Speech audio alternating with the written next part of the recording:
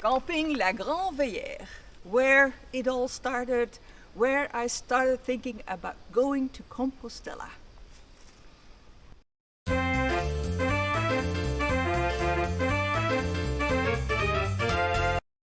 Hi there, hello, I'm Kaatje from Steps by Kaatje and welcome back to my channel. I'm in Molières. That's where I ended my cycling trip 2 days ago, and I'm still here, and since the weather is looking nice, me and my sister, we are going for a little walk on the Compostela route, which passes through here because it comes from Kaatje, where I was on my last day, comes up here, and it goes all the way to, well, it goes all the way to Compostela, but it goes up to Saint-Avit-Sénieur, and that's where we are going today. Come on.